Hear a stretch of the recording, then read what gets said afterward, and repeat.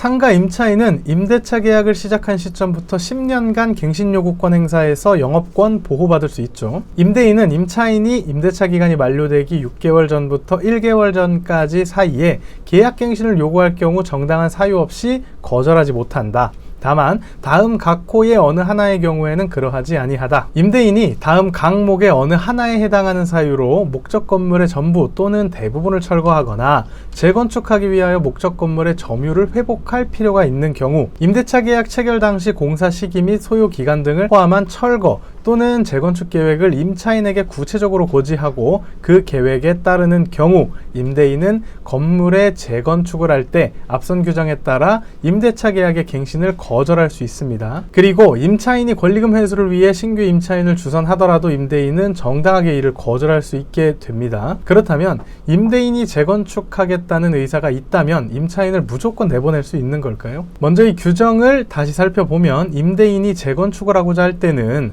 그 임대차 계약 체결 당시 재건축 계획을 임차인에게 구체적으로 고지하고 그 계획에 따르는 경우여야 함을 정하고 있습니다. 이 임대차 계약 체결 당시의 구체적인 의미에 관해서 최초 임대차 계약 체결 당시만을 의미하는지 아니면 그 후 계약의 갱신시까지도 포함하는지에 대하여 하급심은 이 사건 2022년 임대차 계약은 종전 임대차 계약의 기간만을 연장한 갱신 계약인 것으로 보이고, 원고가 최초 임대차 계약인 이 사건 2015년 임대차 계약 체결 당시 피고에게 이 사건 건물에 관한 철거 또는 재건축 계획을 구체적으로 고지하고 그 계획에 따르는 것은 아니므로, 따라서 처음 임대차 계약을 체결할 당시 피고에게 건물 철거 및 재건축 계획을 고지하지 않은 원고로서는 상가건물 임대차보호법 제10조 제1항 제7호 감옥에서 정한 갱신거절권 행사할 수 없다. 즉 최초 임대차 계약을 체결할 당시 시점에 재건축 계획을 고지한 사실이 없으므로 갱신거절 못한다고 판단한 겁니다. 결국 상가 임대차보호법 제10조 제1항 단서 제7호 감옥 규정에서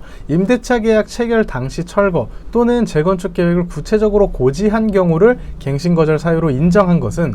상가 임차인이 철거 또는 재건축 계획까지 고려해서 임대차 계약의 체결 여부, 그리고 권리금, 인테리어 또는 광고비 등 어느 정도 투자하고 이를 언제 어떤 방법으로 회수하며 퇴거 후 재개업할 방안 등에 대해서 숙고할 기회를 부여하였으므로 그 계획에 따라 갱신이 거절되더라도 상가 임차인에게 불측의 손해를 줄 우려가 없기 때문이고, 임대인이 최초 계약 당시 임차인에게 철거 또는 재건축 계획 고지하지 않았더라도 종전과 동일한 조건으로 계약을 갱신할 때 철거 또는 재건축 계획 고지하기만 하면 임차인의 추가 갱신 요구를 거절할 수 있는 것으로 볼 경우 임차인의 계약 갱신 요구권을 장기간 보장한 취지가 몰각되고, 임대인이 계약을 갱신할 때 추후 갱신을 거절할 수 있게 됨으로써 철거 또는 재건축 계획이 없어 장기간 안정적으로 점포를 운영할 수 있을 것으로 기대하고 상당한 비용을 투입한 임차인의 지위가 불안정해질 수 있는 점 등에 비추어서 이 규정은 처음 임대차 계약을 체결할 당시에